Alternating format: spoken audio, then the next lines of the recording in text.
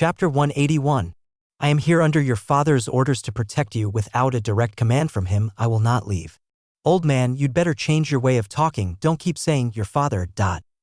Li Hao's eyebrows creased as he stared at the other person. He was slightly taken aback, feeling a chill approaching. He felt somewhat uncomfortable in his heart.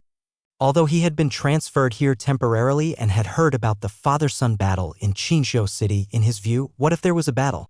After all, they were father and son. Could they really sever ties completely? Young master, you are being rather disrespectful, Li He said earnestly, his face solemn. To you, or to whom? Li Hao's eyes narrowed, a black aura swirling around him, flashing dangerously. Li He noticed it, but his straightforward nature compelled him to say honestly, of course, your father. As for how you treat me, I don't mind. Before he could finish his sentence, the young man on the ground suddenly burst into action. With a whooshing sound, he threw a fierce punch. He was slightly taken aback, his gaze instantly stern as he quickly blocked with a palm strike. With a bang, two great forces collided, sending He flying backward, retreating several tens of meters before coming to a stop. His aged face was filled with shock. Having observed Li Hao slay two immortal great demons before, his previous experience was not as intense as this moment. The power of Li Hao's fist was difficult for him to withstand. Considering you are an elder, I won't bother with you, but if you don't learn to speak properly, I will really make you shut up.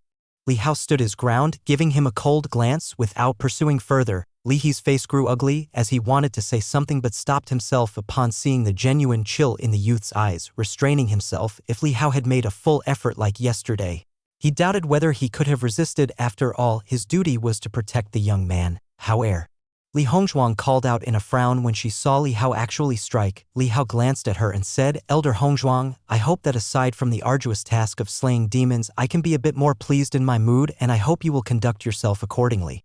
Hearing Li Hao use such distant language, her face changed slightly as she gazed at him. She did not know what had happened between this father and son to elicit such strong aversion from the child, even toward her. Upon mention of seventh brother, she sighed inwardly and remained silent. Li Hao went back to his seat as if nothing had happened, continuing to write the secret manual. He stood with his hands behind his back, but the palm that had caught Li Hao's punch was trembling slightly. Fortunately, the healing ability of the immortal great was formidable, capable of regenerating limbs. Soon, the meridians in his arm became smooth again. He looked deeply at the young man, feeling pity, and wondered if the letter sent to Qinzhou City had been received by the general. In Qinzhou City, at the Divine General Mansion, a green finch flitted in through the window and landed beside the inkstone on the desk. Its palm-sized body suddenly swelled to the size of a head and a scroll of letter was squeezed out from its beak. The middle-aged man in brown clothes at the desk quickly picked up the letter, spreading it open to read carefully. After reading, his face turned darker with urgency, and he crushed the letter. My lord, is that a letter from the young master? Yu Xian walked in upon seeing the green finch, his eyes revealing concern. After all, that was the heir of the main house, whose talents, if nurtured, could be sufficient to suppress demons and monsters in the world. Humph. Responding to Yu Xian's concerned tone, Li Tiangang snorted angrily, eyes filled with rage. It's a reply from Li He. I was wondering why he's so stubborn. Turns out someone's backing him. Uncle 2, Uncle 5, truly harmful. Do they really have to ruin Hao Er before they are satisfied? Yu Xian was a bit taken aback and couldn't help asking, My lord, what do you mean by that? Li Tiangang was in no mood to continue. The content of the letter had rekindled the anger he had managed to subdue over the last few days. He had sent Li He to covertly protect Li Hao along the way, only for Li He to discover that another powerful figure was secretly following Li Hao.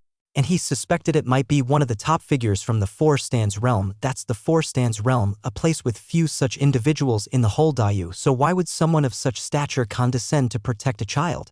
Undoubtedly, it was Uncle 2 and Uncle 5 who pulled strings, calling in favors from their old friends. This was equivalent to wasting precious favors for nothing, and employing a Four Stands realm expert to accompany a child was an enormous waste. With this spare time, they could have slain numerous demons. Most importantly, it went against his wishes. He wanted Li Hao to go to Heavenly Gate Pass, to the frontier, to crush his stubbornness, to let him witness the terror between life and death, to let him realize that the outside world was not as comfortable and warm as the Divine General Mansion. Now, with a Four Stands realm expert secretly protecting him, how could he experience anything? In doing so, did they really have to wait 3 years for the kid to return and sever ties with him? With the boy's stubborn nature, he'd likely harbor grudges after 3 years. The more Li Tiangang thought about it, the angrier he became, hoping that the 4-stands realm expert wouldn't have the patience to accompany Li Hao for 3 years. Given the boy's disagreeable temperament, it was unlikely the other party could endure. However, if Uncle 2 and Uncle 5 indulged him and promised great favors, it was not impossible that they'd really accompany him for 3 years. Thinking of this, he immediately set out to go find them for an explanation. Just as he stepped out of the room, snowflakes began to fall from the sky. The early winter snow had arrived. Li Tiangang obviously didn't care about the snowflakes, not bothering with an umbrella as he flew straight to Listening Rain Tower. Chapter 182. Inside Listening Rain Tower, the guards at the door immediately bowed in greeting upon seeing Li Tiangang. Li Tiangang went straight to the 7th floor. His gaze swept the area but did not catch sight of his second uncle, which only fueled his anger. He turned back downstairs and asked, "Where's the old man?" "The old Marquis seems to have gone fishing." "Where is he fishing?" "The servant does not know." Li Tiangang was furious. Since childhood, he had heard that the second uncle was loose in discipline, not getting along with his father's brothers, and it was indeed the case. The man's duty was to guard Listening Rain Tower, yet he was nowhere to be seen. And even when intending to find him, he couldn't be located. Seeing his angry face, the guard became frightened and, as if thinking of something, hastily said, "My lord, this lowly one thinks he knows a place the old Marquis might go to." "What place?" The young master mentioned at once, Blackwater Demon Lake, about 2,000 li east of the city. The guard said respectfully. Li Tiangang determined to set out at once, but suddenly he furrowed his brows and said, "Why did that child mention this place to you?" The young master mentioned it casually. He often sends pastries to the old Marquis, and since the journey is long, the young master worries that the food container won't keep warm. Li Tiangang's expression immediately darkened. Instead of properly cultivating, he sweet-talks and flatters others. No wonder the second uncle shields him so. With a sweep of his sleeves, he soared into the skies, and in the blink of an eye he was flying out of Qizhou City. Before long, Li Tiangang arrived at the edge of Blackwater Demon Lake. The vast expanse of the lake was boundless. With black waves crashing incessantly, he surveyed the area, and after a moment he found a figure at one part of the lakeshore. Li Tiangang flew straight toward it and descended. The figure at the lake heard the noise and subconsciously turned around. How? The smile had just appeared on his face when he saw Li Tiangang's stern expression and immediately snapped back to reality. His eyes dimming. Second uncle. Despite the anger in his heart, Li Tiangang still bowed first upon landing, then approached and glanced at the lake, asking, "Are you here to fish?" "Fishing." Li Muxiu's face regained its cold detachment. The corners of his mouth twitched slightly. He was merely sitting here in silence. "How did you know of this place, and what do you want from me?" Li Muxiu asked indifferently. Seeing this, Li Tiangang also dispensed with the niceties and directly said, "Second uncle, I know you care about that child, but don't you realize you are harming him this way?" Li Muxiu turned his head to look at him and said, "How am I harming your son? You let your friend watch over Hao Er and protect him in secret. Is this not the same as forcing me to truly sever ties with him?" Li Tiangong's voice contained anger. Li Muxiu was slightly taken aback before it dawned on him. When Li Hao left that day, he had noticed Feng Boping lurking in the shadows, who also communicated briefly with him about escorting Li Hao away. Beyond expressing his gratitude, his feelings were extremely complex. Without Feng Boping's support, perhaps the child might never have stepped through that threshold, but Feng Boping's willingness to support might be due to his inability to watch Hao Er suffer in front of his father, when even outsiders could not bear to see it. What a failure it was. Contemplating these things, Li Muxiu looked at the anger in Li Tiangong's eyes and could not help but let out a snort of laughter, saying, "Now you are afraid of losing Hao Er? When you returned, I heard you even slapped Hao Er. Why weren't you afraid then?" And after inquiring about the details these past days, wasn't it because that little girl was arrogant due to being spoiled and insulted Qingqing that Hao Er slapped her? Is Hao Er wrong for defending his mother? As he spoke, the calmness in him surged with emotion again, anger flashing in his eyes. Li Tiangong's face changed slightly, at a loss for words. He had also looked into this matter later. Li Mingguang, Li Wushuang, and others were present, corroborating this point indeed. It was his 8th brother's daughter Li Ruming who first brought up Qingqing with disrespectful remarks. Regarding this, the 8th brother himself had slapped his own daughter, had a major argument with his wife that day. And since then, turmoil reigned in his household. Li Tiangang could no longer blame or chastise anyone, and he felt some regret for that slap. Second uncle, I know I am not a competent father, but my goal is only to teach him well. I already regret not having kept him by my side to raise and care for these years. Li Tiangang continued. But the child's temper, as you have seen, is like stone. If you allow your old friend to continue protecting him, he will never experience the harshness and hardships of the outside world. Li Muxiu looked at him coldly, saying, He is your son, not your enemy. Why do you insist on making him experience the hardships of the world? Li Tiangang was taken aback. I have no children of my own. If I did, I would wish to hold them and dote on them every day. Li Muxiu said coldly. Having children is not about making them endure the harshness and cruelty of the world, but about them feeling their parents' love. I couldn't do this in the past, which is why I never married or had children, as I didn't trust myself to be a good father. But looking at it now, you are far less worthy. Li Tiangang fell silent for a moment, then said, Second uncle, you've never been a father.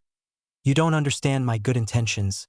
I, too, want to treat him well, to make up for those years he spent alone. But there must be a limit to kindness. How many sons of the battlefield are longed for by their mothers and wives? Yet they lay buried on the field. He's lucky enough to have seen me return alive, but I will inevitably die one day, and if he does not grow up, how can he shoulder the responsibility of carrying forward the Li family? Can he bear the legacy of our ancestors?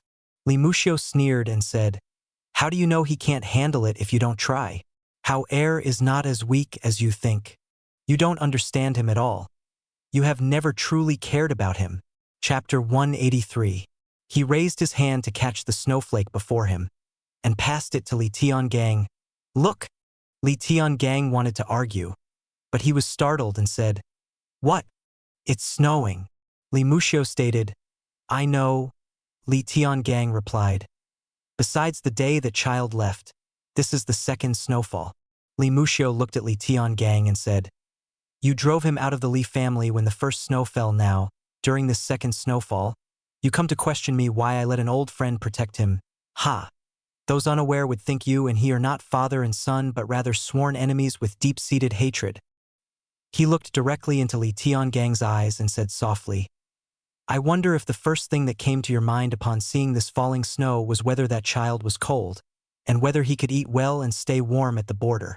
Li Tiangang's face slightly changed, and he clenched his fists tightly as he said in a low voice, With your old friend's protection, I presume his journey has been quite comfortable. The demon kings of the Four Stands realm dare not invade, and with Li He there, Hong Zhuang also does not provide peace of mind, staying there to look after him. This child is showered with love by many. What's a bit of snow to him? Li Muxiu gazed at him and said, Let's not mention that old friend of mine.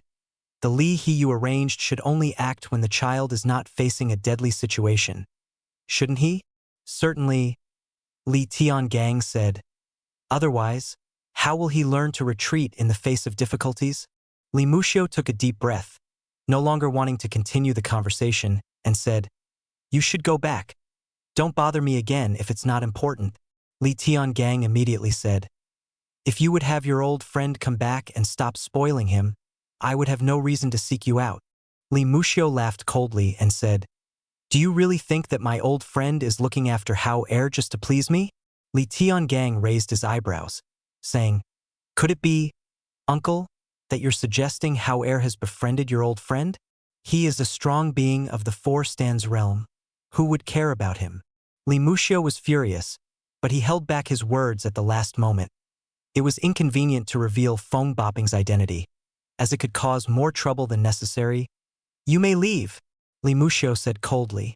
Rest assured, my old friend knows what he's doing. He doesn't intervene in ordinary situations, only if a demon king from the Four Stands realm crosses the border. A demon king from the Four Stands realm doesn't have the gall to invade, Li Tiangang stated. What if they do? Li Muxiu locked eyes with him. Li Tiangang's expression changed slightly, and suddenly he fell silent. The interrogation results for Lu Yurong must be out soon, right? You would be better off seeking justice for your son with all this energy you have. As for the matter of divine blood, do you truly believe that Hao Er slandered her out of nowhere?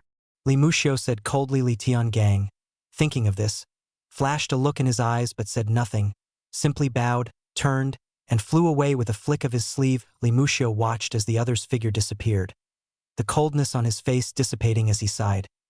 His gaze fell upon the demon lake before him, and then slowly, it moved to a depression at his side. Not far from where Li Tiangang had stood was the fishing platform where his son fished. Second uncle, I've got another one on the hook. Ha ha. Second uncle, come see, it looks like a big one this time. Second uncle, it's cooked. Come and eat. Li Muxiu's eyes rimmed with red as he realized deep down that with the child's character, he would likely never return again. In Daiyu State, the imperial holy city of the capital within the Grand Palace, the civil and military officials stood on the sides of the dragonskin long carpet. Having reported the affairs of the various states, were now engaged in a fierce argument. Your Majesty, 6 days have passed. It's time for you to decide. That prince of martial punishment has just returned from victorious battles in northern Yen.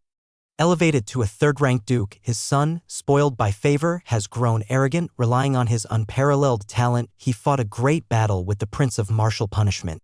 Father and son killing each other is completely contrary to natural laws and ethics. If we do not severely punish him, it would merely corrupt public morals. If everyone were to follow suit, how would we uphold the duty and respect between sovereign and subject, parent and child? Your Majesty, your servant believes there are underlying reasons for this matter. We still need to thoroughly investigate before making any hasty judgments. It's said that the child possesses extraordinary talents. Having reached the heavenly human realm at only 14 years old, even more fearsome than the 9th son of the Li family in his day, it's inevitable he'd show some arrogance and recklessness, but he has already been chastised by King Xingwu. Sent to guard Heavenly Gate Pass. That punishment is already severe enough. That's just for show. I don't believe he wouldn't have someone secretly guard him. If Heavenly Gate Pass were to fall, I'd like to see if his son could bear the responsibility. To assign such a strategically crucial place to a child is utter nonsense. What if it were lost? Behind Heavenly Gate Pass lie billions of commoners in the Grand Liang state. Those who are disrespectful deserve death. People argued fiercely, their views falling into two categories. One side believed in severe punishment while the other thought there were mitigating factors worth investigating, or that it should be handled by the Li family themselves. Seeing it not as a matter of state but a private family affair, regardless of the viewpoint, each had its flaws ripe for rebuttal, so the debate went unresolved for several days astride the dragon throne. The imposing emperor Yu wore a gaze as inscrutable as the stars and moon, donning any direct look as he heard the boisterous debate. The corner of his mouth curved slightly, reminiscing about the scene by Lu Shu Lake. That impertinent boy, such a fiery temper, Emperor Yu thought to himself. His gaze swept across the room, landing on the quiet group of scholars on the other side, and he asked with interest, members of the Hanlin Hall, what are your thoughts? When the emperor spoke, the other debates ceased, and all eyes turned to the group of great scholars with curiosity and puzzlement on their faces. In such cases of impropriety in the past, these feeble scholars were always the first to protest, their sharp tongues even making them reluctant to engage. After all, they were martial artists. In a battle of words, they were no match for those wielding pens. Yet, on this occasion, these individuals were silent as bystanders, seemingly deaf to the arguments. Fearing the divine general mansion? Fearing the Li family? That would be a spectacle indeed. These fellows didn't hesitate to criticize even princes, so what was the Li family to them when each of the 5 divine families had faced their rebuke? If not for their immeasurable contributions to history which left them beyond reproach, they would have been silenced long ago. Disregarding the proprieties is tantamount to killing the common people, a favored argument of these scholars. They persist in equating the two, much to the annoyance of those who care little for such trivialities. Moreover, the emperor held the Hanlin Hall in high esteem, and the status of civil officials within the court did not fall short of that of the military officers. In fact, their perceived weakness often garnered them greater protection from the emperor. While slaying demons was the duty of the martial artist, governing and bringing peace to the nation was the act of a civil servant. This world is not solely plagued by demons. The hearts of the people can bring down great nations as well, and in swaying the hearts of the people, civil officials excel. In response to your Majesty, we believe that Li Hao, despite his youthful arrogance, is certainly not a wastrel indulging in arrogance. His aspirations are as boundless as the clouds spreading across 10,000 miles, and he bears a patriotic and sympathetic heart. Surely, there is a reason behind this conflict, and we hope your majesty will thoroughly investigate and render justice to this youth." After a pause, the Grand Preceptor of the Hanlon Hall stepped forward respectfully and spoke as their representative. Upon hearing this, everyone in the court was taken aback. Was this the same Hanlon Hall they knew? Was this the same obstinate Grand Preceptor they were familiar with? He must be under a spell. "Grand Preceptor, are you aware of what you were saying?" Before the emperor could speak, a military governor from Liangzhou who had earlier argued for severe punishments stood out, exclaiming, "A son wounding his father, no matter the reason, should not draw his sword against his own father. No? That's his own flesh and blood. Indeed, if even this can be tolerated, what atrocities will they not commit in the future?" Another person quickly chimed in. The emperor's lips curled into a faint smile momentarily before he composed himself. Unnoticed, as none dared keep their eyes fixed on him, speaking impassively, he queried, "Esteemed official, what evidence do you see for such praise?" "In reply to your majesty, we certainly have evidence." The Grand Preceptor glanced disdainfully at the Liangzhou military governor, his eyes filled with contempt. Although a civil official himself, with the backing of Emperor Yu, not one of the martial artists dared lay a finger on him. Besides, he understood why the opponent had proposed such vehement measures. It was because King Xingwu had dispatched Li Hao to Heavenly Gate Pass, raising fears that it might fall, and the invading demons would necessitate his being on the front lines to slay them. "Oh? What evidence?" Emperor Yu inquired with interest. Chapter 184. The crowd was also astonished. Although their proposal for punishment came with their own thoughts, even the ministers close to the Li family who argued with them would at most excuse Li Hao on the grounds that he was young and ignorant, spoiled by favor into arrogance, and inevitably frivolous. Where did this ambition as soaring as the clouds and patriotic concern for the people come from? It was not easy to make these rotting pedantic scholars utter such praise. The Grand Tutor said respectfully, "Your Majesty, some days ago one of my students hurried back from Qingzhou City, bringing with him a collection of poems. According to my student, all the poems in this collection were written by the young master of the Li family. He verified it thoroughly. There is no falsehood." "Oh." Emperor Yu was surprised that youth could actually compose poetry. Upon reflection, if the other party could play chess, what was so difficult about composing poetry? In his heart, chess was certainly much harder than writing poetry. Of course, he absolutely could not reveal this thought to the scholars from Hanlon Hall before him, otherwise they would surely split his head with their arguments, insisting on having a rationale. Upon receiving this collection of poems, I, an old man, only felt ashamed. We scholars read books of sages every day, observe the vast rivers of the world, and yet in the end we are not as talented and broad-minded as a child who sits in a courtyard all day. Truly, we are unworthy to face your majesty." As the Grand Tutor spoke, he slightly raised his hand to cover his face, showing a mournful and regretful expression. The crowd watched, dumbfounded. This old fellow must be really bewitched. Since when have they heard the word ashamed come out of their mouths? On normal days, they would stubbornly argue even in the face of unreason. Today, they were actually saying they were convinced? Emperor Yu's curiosity was further piqued, and he urged, "My minister, stop with the suspense. Speak quickly. What exactly is the reason?"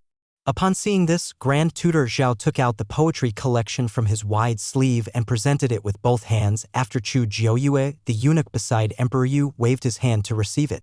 Zhao turned his gaze back to the military governor of Liangzhou, flicked his sleeve, and with an electrifying look, said, "It's true they fought as father and son, and going against social norms is also true.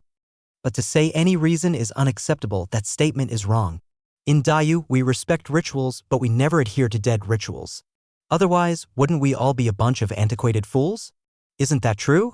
The generals sneered secretly to themselves, but Zhao had a piercing gaze, and he said aloud, "I ask you all, isn't someone who can say, 'I would rather die on the battlefield for my country than be wrapped in horsehide to be sent home,' a true patriot?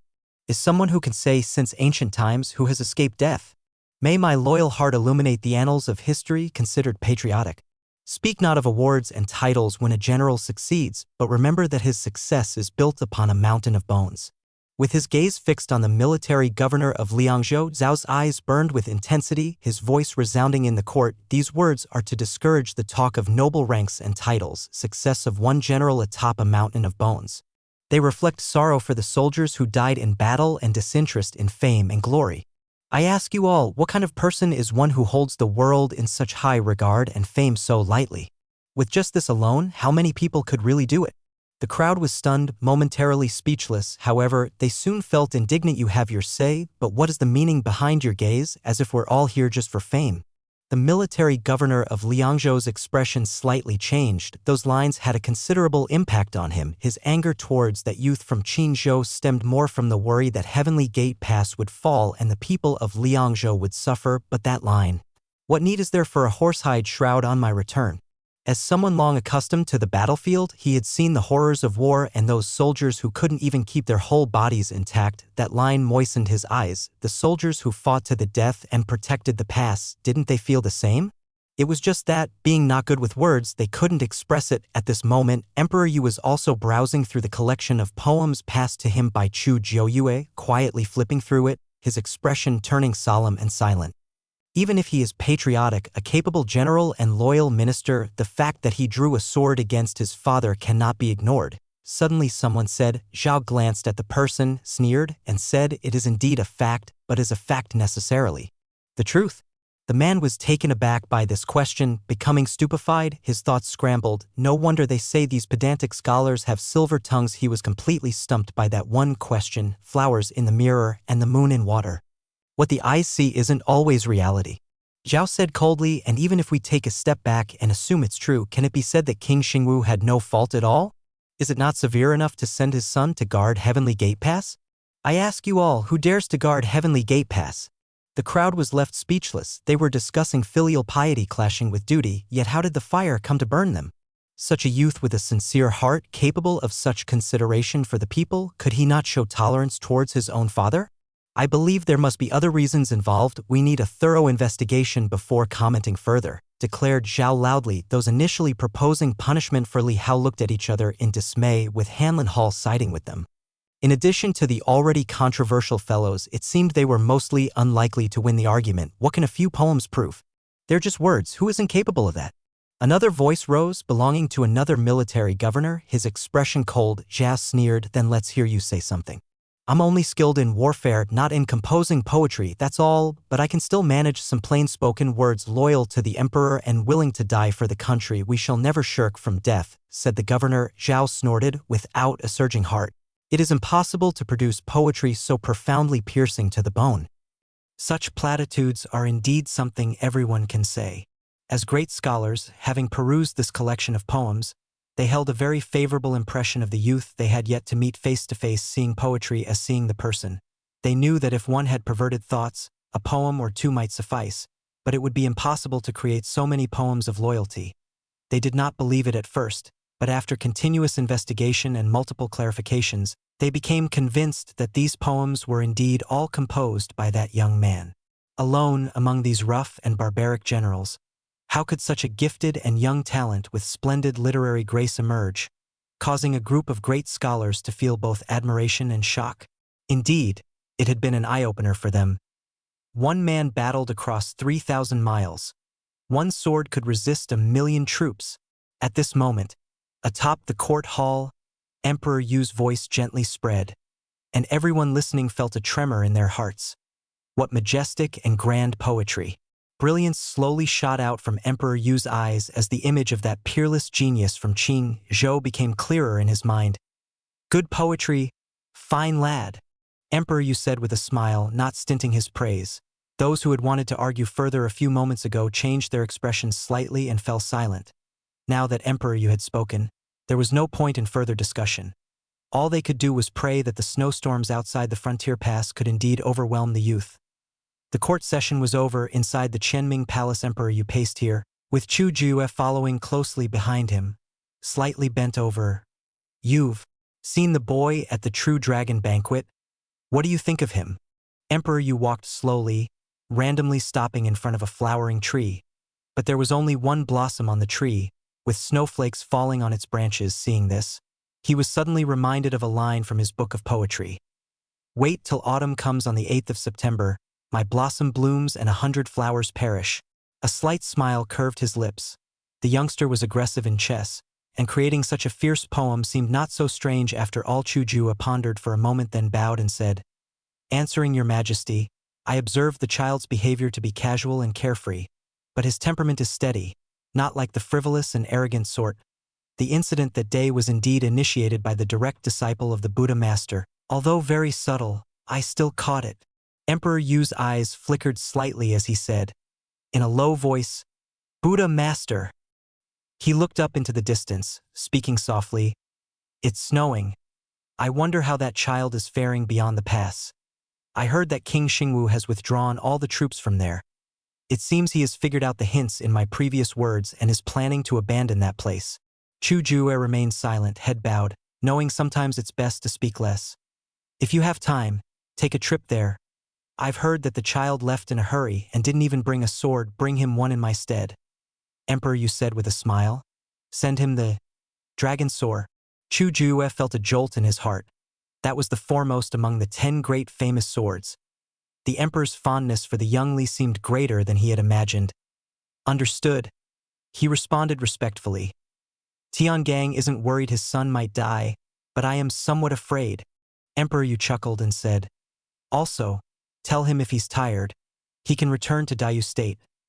I permit him to study in the external halls of Gontao Palace, to live alongside the princes." Chu Ju's pupils shrank slightly, but he still respectfully assented.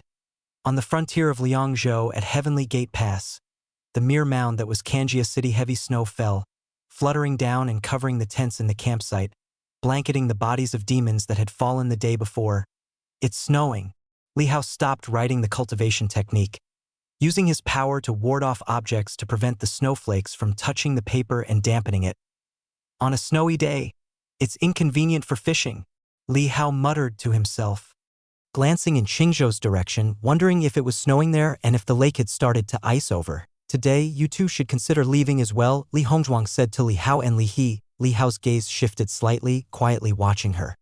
Li Hongzhuang smiled faintly and said, "Yesterday, when you went to exterminate their lair, did you ask about the situation at Longshan Taoist Temple? There's more than one great demon in the 3 immortal realms. You killed Shi Hujun, the steed of that old dragon, and they will surely seek revenge. All these years, they haven't launched a full-scale assault. I suspect they're doing it deliberately." Li Hao, thinking of his own investigations, asked, "Do you know why?" "There are several possibilities. The first is to demand more live sacrifices from the northern cold country. The second is to slowly erode our Li family. After all, directly breaching Heavenly Gate Pass wouldn't mean much since Dragon Pass Road has already been occupied. They can easily cross the border, just not in large numbers. On the contrary, by trapping us here, they can continuously deplete us. That old dragon might hold a grudge against the ancestors of our Li family and act with this purpose." Li Hao nodded. It seemed Li Hongzhuang knew it as well, but today they'll probably come in fury and won't hold back, said Li Hongzhuang. As she finished speaking, the ground seemed to shake violently for a moment. The 3 of them looked simultaneously toward the outside of the camp. There, several giant and towering figures appeared at the edge of their vision. Chapter 185. Here they come. Li Hongzhuang's eyes narrowed slightly, and although she had anticipated their arrival, when the demons really showed up, her fingers gripping the sword hilt involuntarily tightened. The overwhelming demon aura came without any attempt to conceal it, covering the area like dark clouds. 4 towering figures stood outside the camp, and the cold wind swept through, dissipating 100 paces from them, making it impossible to get close. Li Hongzhuang and Li He's eyes were grave as they stepped forward, subtly shielding Li Hao behind them. Despite the earlier disputes, Li He wouldn't forget his duty, and Li Hongzhuang, feeling responsible as Li Hao's younger aunt, believed protecting Hao was her rightful duty. She couldn't let harm come to the boy.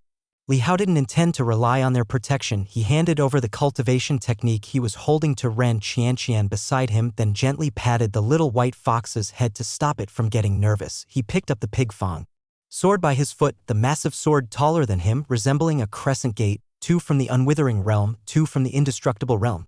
Li Hongzhuang, sensing the undisguised demon aura of these 4 demons, identified their realms. She had encountered 2 of them before when they had attacked the camp. "Li He, can you handle one from the unwithering realm?"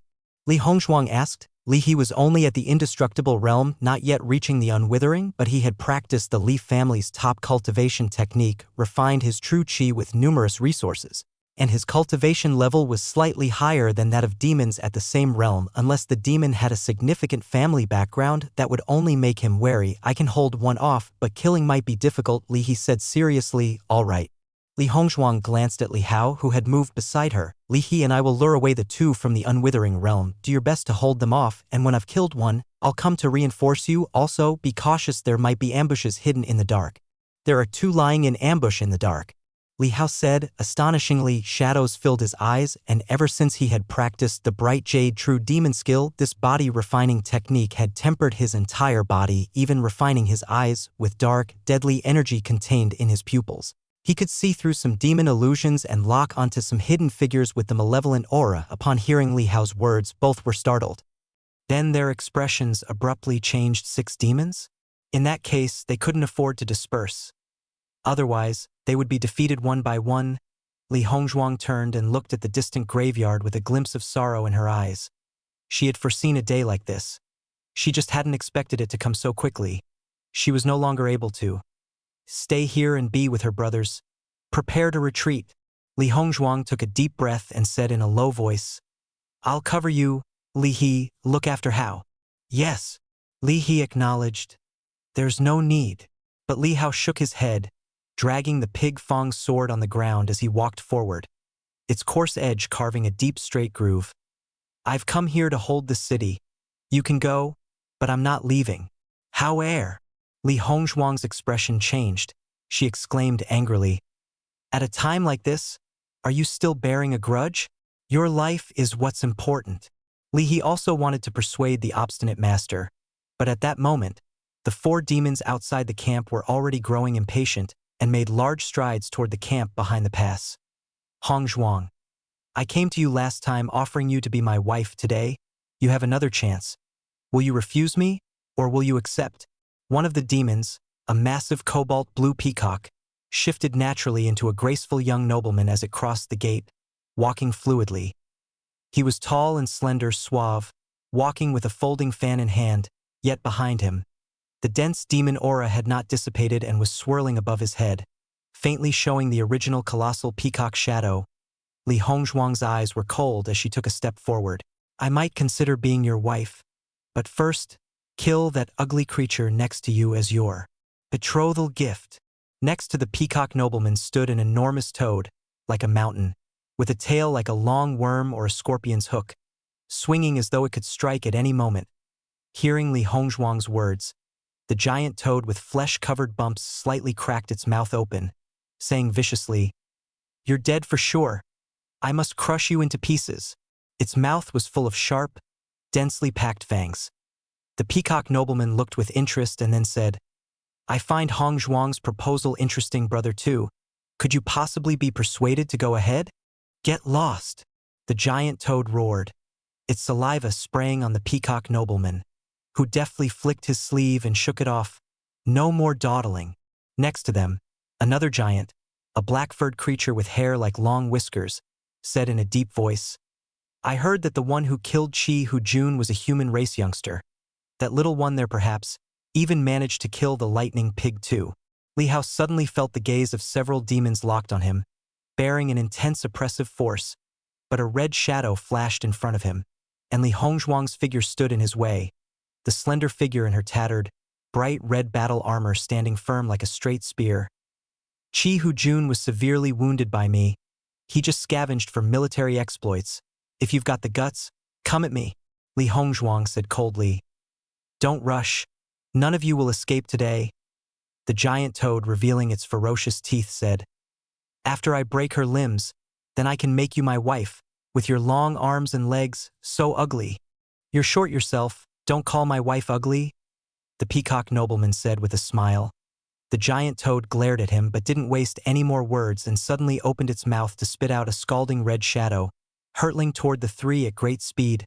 Li Hongzhuang's pupils shrank, and she swung her sword down fiercely. The sword Qi struck the twisted, veiny tongue, sparking a metallic clang as if it had hit metal. Chapter 186. The giant tongue was repelled, and the demon frog's body suddenly leapt forward in a bound. Its legs and limbs burst with astonishing power, and in the instant of its leaping charge, the ground where it had been caved in and cracked violently, as if struck by a fierce meteorite. The rising dust drifted away, but when it blew near the peacock young master, it was blocked by a force. He slightly shook his fan to cover his mouth and nose, seemingly quite disdainful. 10 elephants' demon skill. The giant frog roared, its demon energy coalescing into the shadows of enormous elephants. the mountain-like bodies charging with terrifying momentum. Li Hao, Li Hongzhuang, and Li He all leapt up sharply, not daring to face this brute force head-on fishing experience. 4:12 A panel notification popped up before his eyes. Li Hao wasn't surprised. That charging giant frog had touched the hidden lines he left in its path. These were lines of condensed energy, which is to say, it had entered into the midst of fishing, just in the tugging phase, not yet hooked, but there was already experience. Feedback fishing, aside from hooking, even if the prey slips the hook, would grant a certain amount of fishing experience based on the prey's cultivation level and situation. The giant frog was in the state of just having hooked, although it was just like this. The fact that there were over 400 experience points shows how huge the experience gain would be if one could directly fish up a great demon from the 3 immortal realms. Li Hao's eyes lit up slightly at the same time. The giant frog also noticed that its forelimbs had touched a cluster of chaotic line forces, which rapidly entwined around its limbs, an attack of some special kind. It perceived this as a bizarre cultivation technique of the human race. Roar! The giant frog's body surged, and it let out a ferocious roar towards the 3 in midair. The terrorizing sound waves came rushing over, shaking Li Hongzhuang and Li He to the point where their faces were flushed with blood, their chests roiling with pain and discomfort. But Li Hao suddenly had a flash of enlightenment, as fortune favored his mind.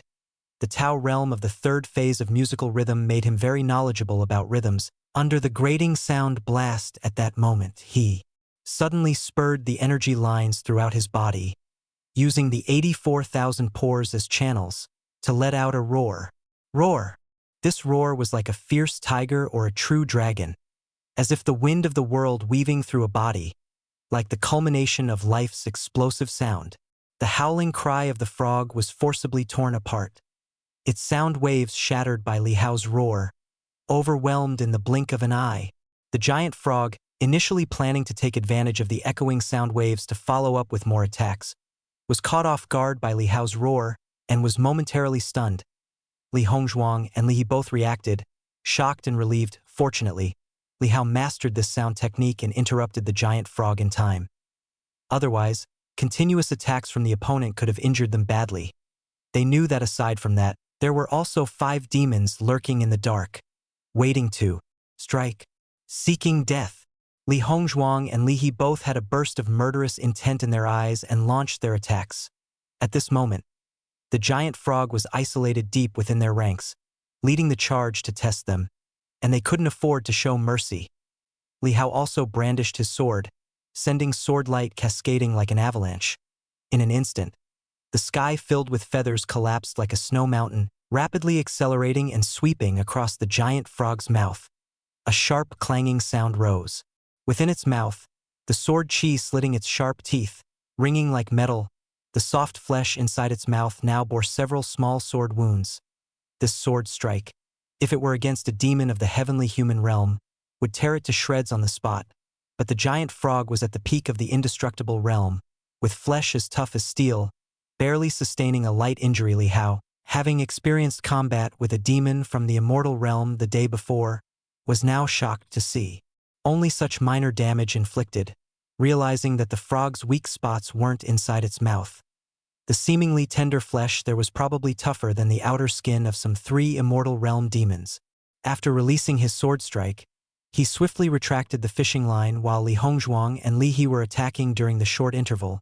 With the 5th level of the fishing Tao, he had mastered various fishing tricks, the hidden line being one he had grasped early on, which he had now refined further. Even the giant frog, a creature of the 3 immortal realms, hadn't immediately noticed his fishing line. At this moment, the line of condensed energy, like a divine weapon iron chain, wrapped around its forelimbs, constantly stretching and winding towards its mouth and eyes. At the front of the fishing line, energy condensed, forming into a vicious and curved explosive hook. This hook was not a simple single hook, but rather like a dozen or so fishing hooks fused together. Once embedded into flesh, it would inevitably tear out a large chunk.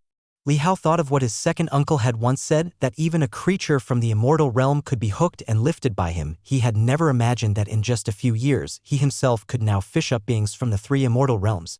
What is this thing?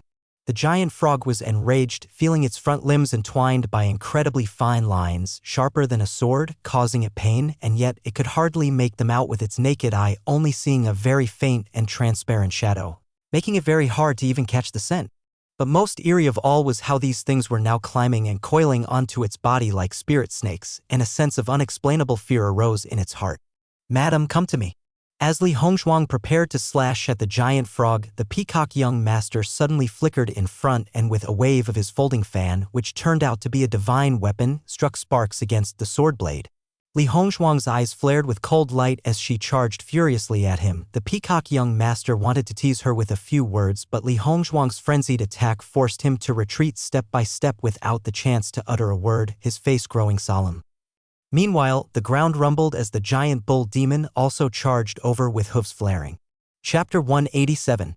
It was another unwithering realm demon which at this moment emitted a purple demonic fog from its horns as it charged towards Li He, but it had not charged far when its front hoof seemed to kick something, nearly stumbling over it.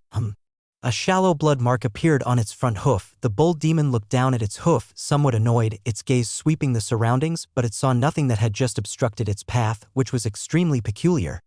Recalling the Dragon Master's instructions, it did not dare to be careless, and suddenly its body was enveloped in a black glow, triggering an earthquake, and earth spikes resembling mounds surged up, sweeping away. The ground cracked, and the remaining tents in the camp were also torn apart by the suddenly emerging earth spikes extending outwards in a trail. Li Hao sensed that another fish line he had set up was broken, but he did not mind. He could not possibly fish for two immortal great demons at the same time. The force used on that fish line was not significant, and at this moment, all his attention was on the giant frog before him. He maneuvered the fishhook, climbing upwards continuously like sharp thorns, pricking blood spots on the surface of the giant frog's skin, climbing towards its eyeball. The giant frog noticed the fishhook, seeing that nearly half a meter in diameter massive spiked bend hook. It felt both shocked and enraged. What kind of attack was this? It felt some ancient memory buried for thousands of years, rising to its heart. Back then it was just a small swamp frog, almost fished away by a youth who looked like a scholar. Bastard. The giant frog roared, haunted by the dead memory. Now that it had become immortal, it had not seen such a thing for a long time. How could someone still dare to try fishing it? It was no longer the small swamp frog of the past. The giant frog leaped forcefully, its demonic power sweeping out like skimming the surface, flinging the fishhook away. Fishhooks are not as easy to hide as fishing lines. Li Hao's expression slightly tensed. The fishhook being flung away was within his expectations. As this was equivalent to a forced fishing attempt, the prey not biting was perfectly normal. Not properly baited. Li Hao instantly realized his mistake. The fishhook had been exposed too quickly. It should have been disguised as something else. With this thought, he was moved to summon many corpses of demons and flung them towards the giant frog. These demon corpses were remnants from the day before, some weighing tens of tons, but under the power of his true qi, he could easily manipulate them. When throwing, Li Hao turned the true qi modified fishhook into the shape of a flying needle, embedding it among the demon corpses, planning to root it inside their bodies. "First, you lad." Feng's voice came to Li Hao's ears. Feng Boping was observing from the sidelines the whole time, and seeing Li Hao leisurely fishing in such a tense battle situation, targeting an immortal, he couldn't help but smile in astonishment. This young fellow's fishing ambitions were even greater than his. However, Li Hao's actions made him itchy to join in the fun. Li Hao heard Feng's words but smiled. His ability to do this relaxedly was mainly because Feng was there to cover for him. With a whoosh, the fishhook, shaped like a flying needle, followed the corpses of the demons and pierced into the giant frog's body, but it only penetrated a few dozen centimeters, which was just superficial given the giant frog's massive size, even though his hook-forming technique was enhanced by the 5th stage of the fishing Tao realm, as his own strength was only at the heavenly human realm. Being able to refine the fishing line to a point where it was not easily broken was quite an achievement in itself. The giant frog, realizing the foreign object impaled in its skin, was shocked and infuriated, suddenly spitting out a large patch of decay, emitting a pungent stench and acidity, hitting the ground and even scorching it black. As if the gravel was melted by high heat, Li He wanted to provide assistance, but he was blocked by the earth spikes. The continuous attacks left him no room to dodge, his expression changing drastically. Meanwhile, a 4th demon made its move. It was a large mummified demon with countless maggots, black multi-legged centipede-like creatures crawling and shuttling back and forth through the rotten holes on its body. At this moment, it waved its hand, releasing waves of ghosts from its body, flying towards the center of the arena.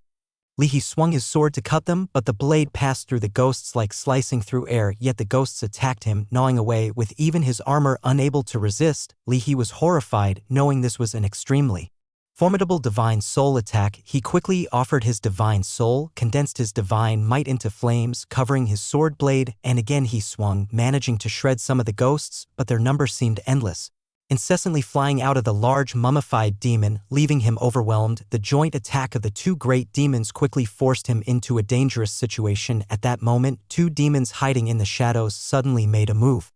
One of them pounced towards Li He like a leopard with incredibly fast movement technique. Li He, hearing the sound of something tearing the air, his pupils shrank. He turned in alarm only to see a hideous gaping maw coming for him, attempting to swallow him in one bite. Just as Li He felt his blood run cold, suddenly the gaping mouth that had leaped before him seemed to smash into something, taking on a bizarre posture as it was abruptly pulled upwards. It was as though a rope had snagged its head, flinging it into the air in an instant. The giant wolf-like demon looked on in shock, gazing upwards only to see a figure faintly sitting amongst the clouds, sitting amidst the clouds, leisurely fishing for all things. Got a bite.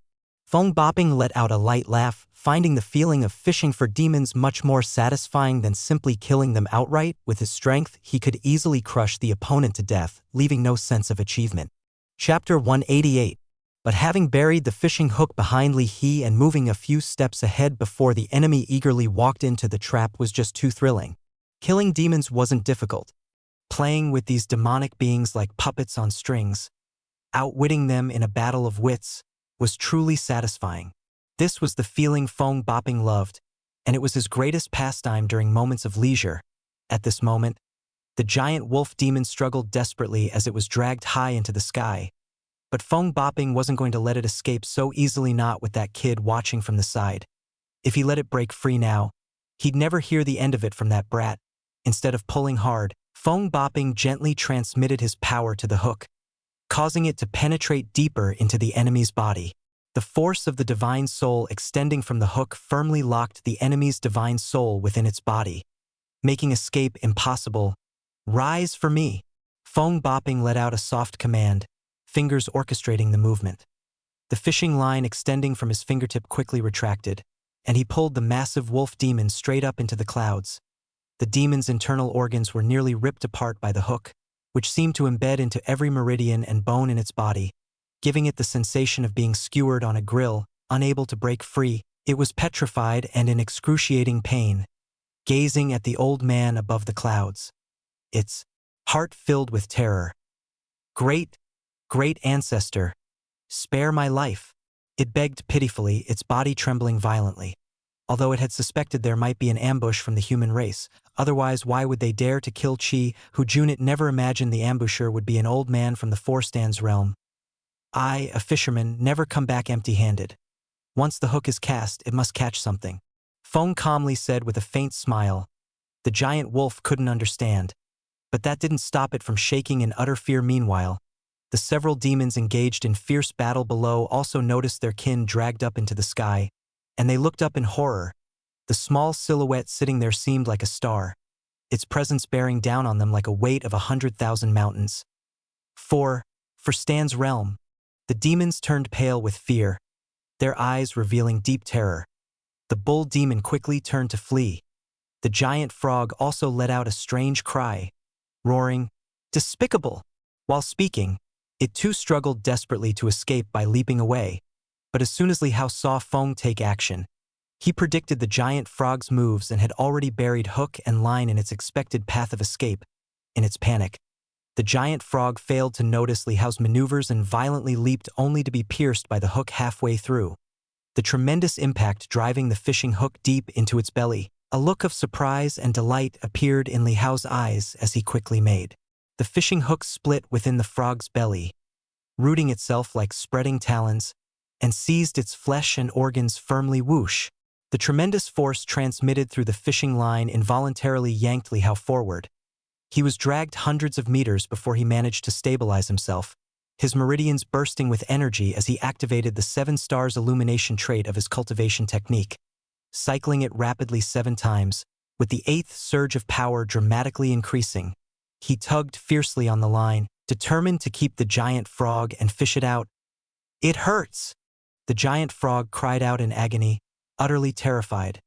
The figure of the old man above seemed like the judge from the underworld, exuding an intense aura of death, and it was both furious and panic-stricken at the bizarre techniques impeding its escape. It spat corrosive venom along the fishing line in retaliation. Trying to dissolve it, Li Hao, however, simultaneously shot out several more fishing lines. Thin as they were, they required a vast amount of true energy to condense, and he couldn't sustain too many or too long lengths of line. While he was pulling, suddenly from outside the camp came a deep dragon's roar. Immediately after, a whirlwind of force swept over like blades formed from chaotic winds. Feng Bopping, who was reeling in the line, narrowed his eyes and let out a cold snort. A certain power seemed to resonate in his voice, rippling out, warding off the deadly chill. I didn't expect it to be you. In a distant place outside the campsite, a deep voice came through. Hearing this voice, Li Hongzhuang's face turned pale. That Dragon Lord had actually come as well.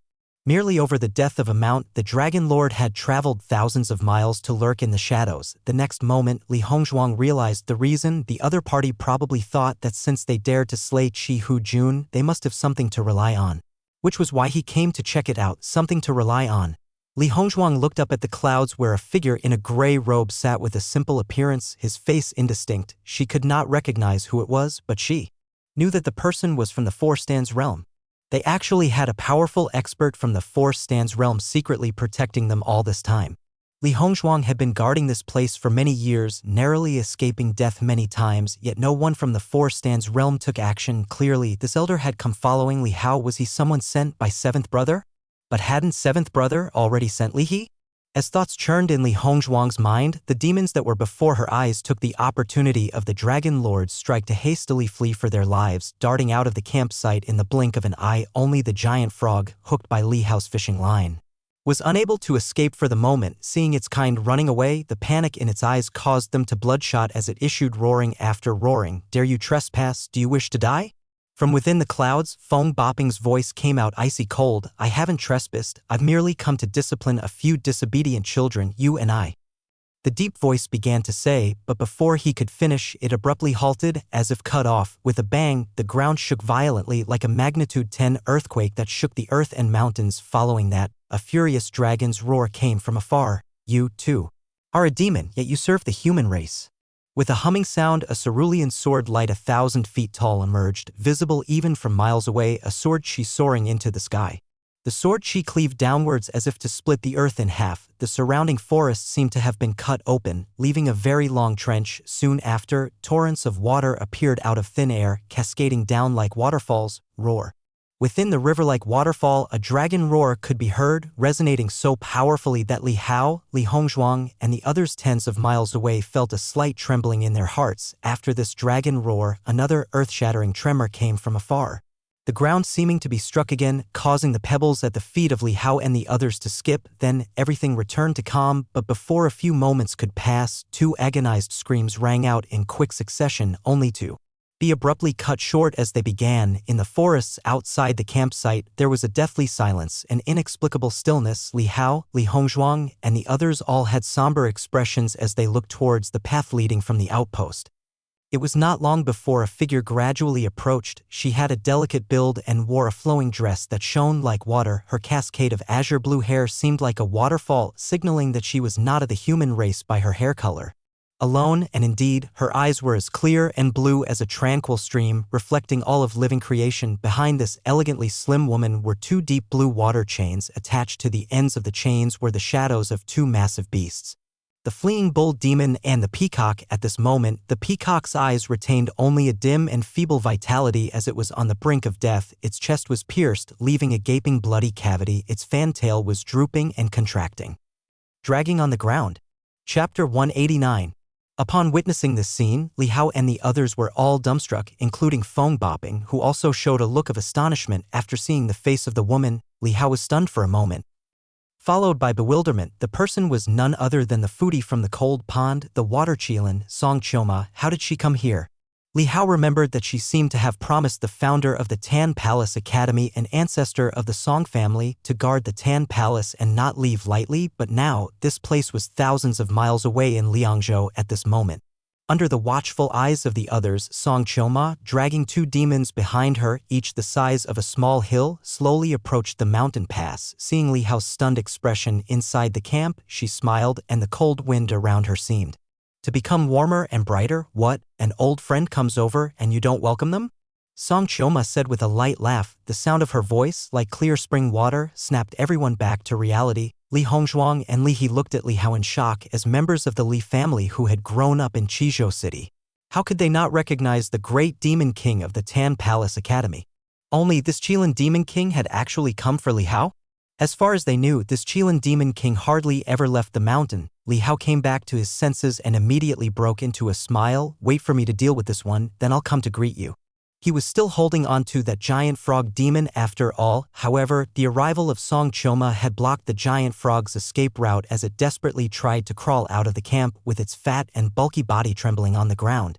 It didn't dare to struggle anymore. With 2 4-stands realm powerhouses nearby, even if it could break free from the grip of the young child, it would not escape the attack of the 4-stands realm. The giant frog's heart was filled with despair and hatred towards Li Hao. Its only hope at the moment was that by serving the human race, it could somehow be spared. "Need help?" Song Choma glanced at the giant frog. Her casual question made the fat on the frog's body tremble, sweat oozing out like starch, and it stammered, "Elder, I was wrong. Please spare my life. I am willing to be a beast of burden. You can command me to do anything." Before it could finish speaking, Li Hao had already started to reel it in, pulling its body back. His arms possessed the colossal strength of tens of thousands of pounds, enough to drag the body of the giant frog. The giant frog's feelings at this moment were complex and conflicted, to struggle or not to struggle. If it struggled, it meant it still had the will to resist. If it didn't struggle, but it felt like it would die. Ultimately, after a fierce inner conflict, its body remained prostrate and motionless, letting Li Hao drag it back, creating a long trail of friction marks on the ground. "Young man, I meant no offense. It was all that old dragon's doing. I have cultivated for thousands of years, doing good deeds and being kind and helpful. The giant frog was pulled in front of Li Hao and faintly realized that its life hung on the whims of the young man before it. It began to plead desperately. Li Hao smiled and said, "Do you have a cultivation technique?" The giant frog was taken aback and then said, "I do have one, but the cultivation techniques of us demons are only suitable for ourselves, and the techniques of each race are somewhat different. For example, I have become refined by swallowing the essence of the sun and the moon and absorbing the power from the marshlands of the earth. If you have one, let me take a look." Li Hao interrupted it. The giant frog looked at Li Hao doubtfully and hesitated a bit. "I don't have the technique on me. You can accompany me to my home."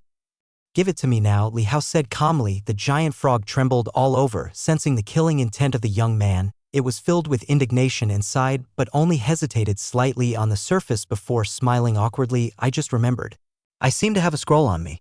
As it spoke, it opened its mouth and its tongue rolled out a large scroll of cultivation technique covered in mucus. Li Hao waved his hand casually and, with the power of object control, stripped the mucus off and then drew the cultivation technique aside. After doing all this, he smiled briefly and then suddenly picked up the pighound sword and charged ferociously at the other party. The fishing experience had just been fully harvested, and even if he let the creature go now, fishing for the same prey again would be futile. The experience gained from repeatedly fishing for the same prey was minuscule.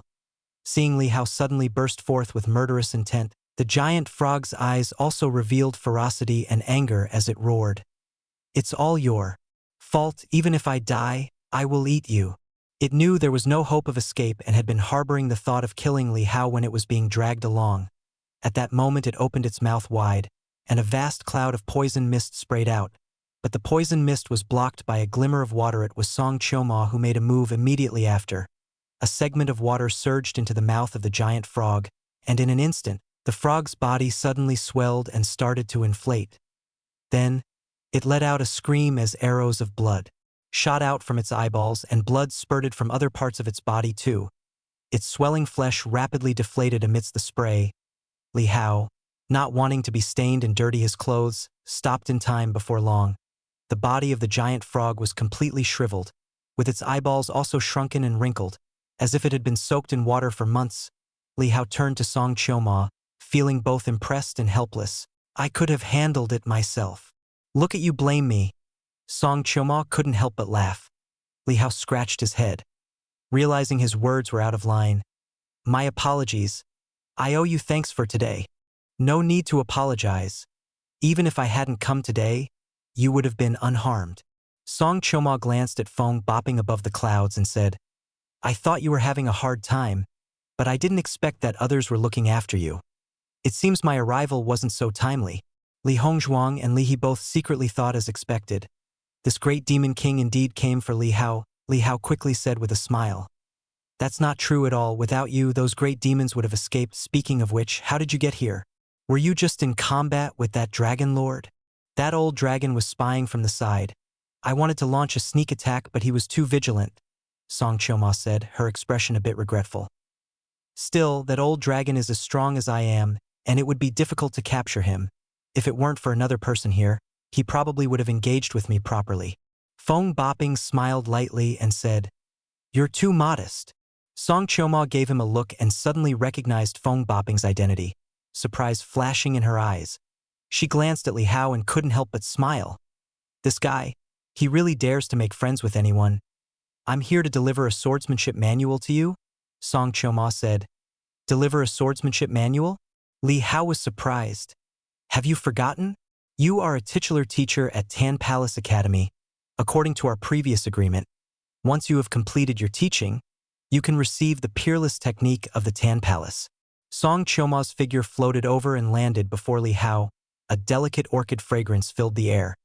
As if the scent of fresh fruits wafted all around, Li Hongzhuang and Li He felt a slight shock in their hearts and a sense of oppression that involuntarily tensed their bodies.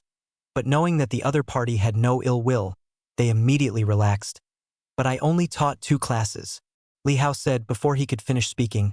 Song Choma flipped her palm over and pulled out a sword manual from seemingly nowhere. Li Hao glanced at the name. It was indeed the peerless technique of Tan Palace, the Taiji Chenkuan sword. The palace master said to tally the remaining classes for now. When you have time, you can go back and teach, Song Choma said with a smile. Li Hao looked at the sword manual and fell silent for a moment. Back when he was teaching at Tan Palace, he was known throughout Qingzhou City as an unparalleled genius. Yet Tan Palace set many conditions. Now that he had fallen into misfortune beyond Heaven's Gate, they had crossed thousands of miles to gift it to him. Thank you, Li Hao said and took the sword manual. Li Hongzhuang and Li He's eyes narrowed slightly. They could tell from Song Choma's words that she seemed to deliberately let them hear that the gift of the sword manual did not represent any personal ties between Tan Palace Academy and Li Hao, but was purely due to his status as a titular teacher currently. Li Hao's relationship with the Li family was extremely poor. Helping Li Hao was not something that would win the Li family's favor. Rather, it could easily backfire. Yet, despite the risk of offending the Li family, they gifted a peerless technique. Tan Palace's intentions and attitude towards Li Hao were quite clear. Li Hongzhuang looked at Li Hao. She had been maintaining the defense of the town at Heaven's Gate Pass for many years without strong reinforcements. Yet on the second day of her nephew's arrival, 2 4-stands realm figures had appeared to protect him. She didn't recognize Feng Bopping in the clouds above, guessing that he must have concealed his true identity.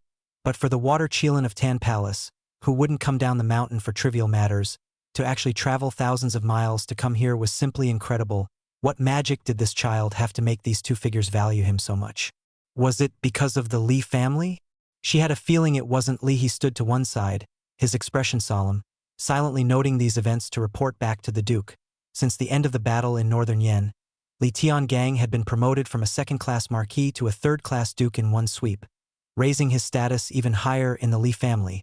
Only the older generation had managed to accumulate the status of a duke, and basically attaining a 1st-class duke was considered reaching the peak. With any further ennoblement being extremely rare, advancing to the even higher rank of divine marquis was even more improbable.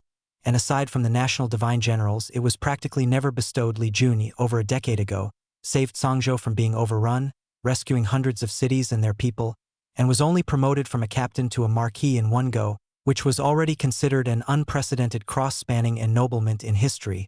If Li Juni had been a marquis at that time, he might have been ennobled to the rank of duke, but he started from too low a point, making a meteoric rise. Watching the 2 4-stands realm figures before him, Li He suddenly felt somewhat out of place, as if he was superfluous. Moreover, having witnessed Li Hao's combat strength, he felt that his protective role was genuinely not significant. Isn't there supposed to be a city here? Song Choma asked with her hands clasped behind her back. surveying the surroundings curiously. Li Hao put away the sword manual and forced a smile. The city was destroyed. While speaking, he noticed the peacock that was barely breathing and quickly condensed his true force into a fishing hook, casting it out and hooking it onto the creature's head, and violently pulling it towards him. Fishing experience 2820. Wow, that's quite a lot, Li Hao couldn't help admiring to himself. He had just finished pulling the giant frog ashore, which was essentially fishing it onto land, and had gained around 8,000 experience points now. This peacock demon that Song Choma had battered was very easy to fish and still retained a third of the experience, which was already quite considerable. If he were to fish on his own for an immortal great demon, he could earn a total of roughly 10,000 experience points. His fishing experience, which had initially been over 20,000, had now reached about 35,000. If he fished another immortal great demon, he would almost level up to the 6th stage. You kid! Fong Bopping saw that Li Hao was even fishing the nearly dead and couldn't help feeling somewhat speechless. Li Hao gave an awkward smile. If not for the sake of experience as a fisherman, he himself found this act somewhat disgraceful. I'll find some paper later to make do. The corpse of this great demon must not be wasted. It needs to be drawn, Li Hao thought to himself. The conditions here were rough and not suitable for painting, but the corpse of an immortal great demon was valuable for accumulating painting experience and was too precious to be squandered. So tragic. Song Choma exclaimed upon hearing Li Hao's words and raised her eyebrows slightly but said nothing more. Are you hungry after traveling such a long distance? Asked Li Hao. Song Choma replied with a smile. There are no little pastries here. I can make some for you, Li Hao said with a smile, but then remembered something and added, however, there are no materials here, so you'll have to help gather some first. I think you want to take the opportunity to have me gather a batch for you so you can benefit from it too. Song Choma had already seen the basic conditions of the place where food and drink depended solely on the corpses of demons caught out. Li Hao's face reddened slightly. Share the blessings, right? And what about the hardships? I'll handle them, Li Hao said with a smile. Song Choma gazed at him for a moment, then burst into laughter, her chuckle as pleasant as the sound of bells. Chapter 190. Seeing Li Hao laughing and talking so familiarly with the great demon king, both Li Hongzhuang and Li He had very complex feelings. They could tell that the great demon king was very fond of Li Hao, treating him like a close friend.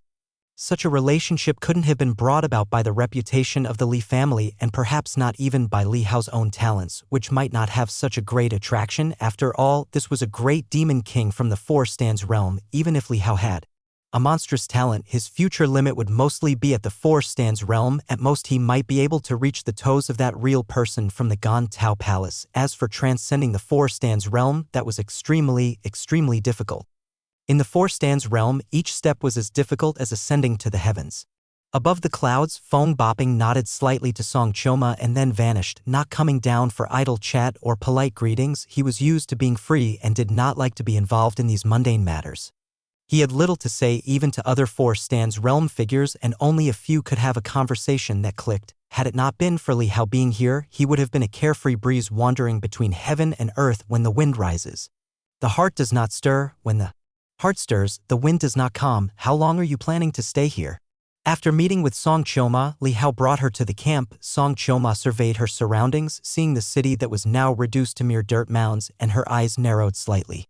Then she spotted the sword-wielding girl Rin Qianqian and the small white fox that was nervously watching her, and she smiled faintly. How long do you want me to stay? She asked Li Hao in a seemingly casual manner. Without a second thought, Li Hao responded, of course.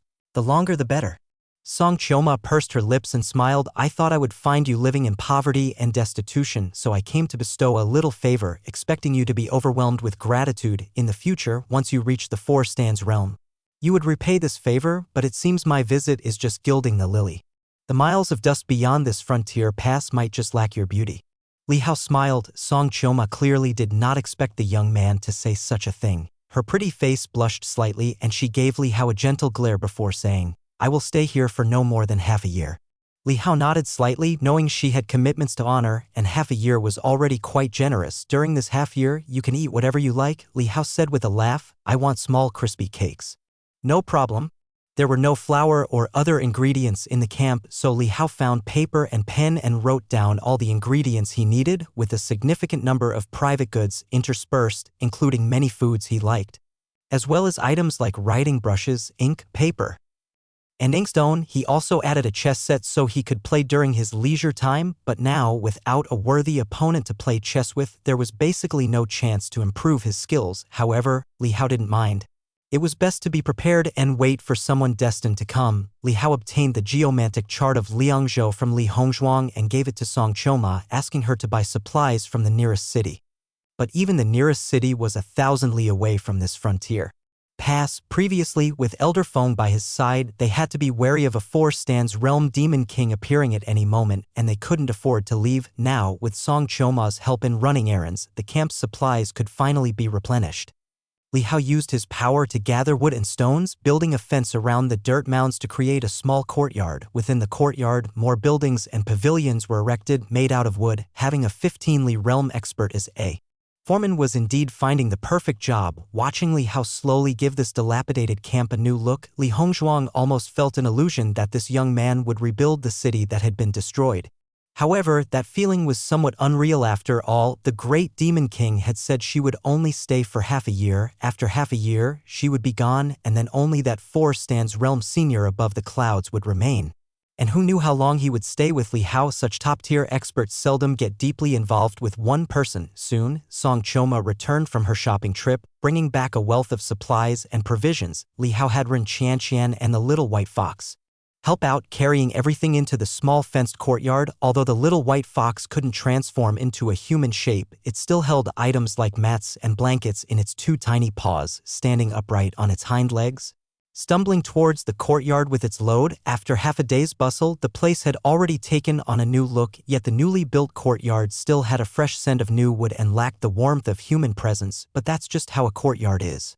It only comes alive when people live in it. Li Hao started a fire in the courtyard, chose some fat and tasty parts from the bodies of demons, cut them up, and roasted them over the charcoal. He asked Ren Qianqian to help watch over the fire, while he kneaded dough on the side to make pancakes for Song Choma. If one didn't see the river of blood and mountains of demon corpses outside the fenced courtyard, the scene inside was quite comforting, but Li Hongzhuang felt somewhat empty, as if there was no longer any need for her. With 2 4-stands realm experts sitting tight, this news would likely spread quickly. Except for some foolish small demons, the bigger ones would largely dare not approach anymore. She no longer needed to be on guard every moment, ready for battle. Her body, tensed up for over a decade, slowly relaxed at this moment, so she too sat in front of the fire, basking in the delightful aroma of roasting meat, watching the busy young man kneading dough next to her and suddenly feeling as if it were all a dream. Who would have imagined that one day she would have such leisurely moments at this perilous pass? Before long, the dough was ready, and with the power infused by Li Hao, the dough rose more quickly.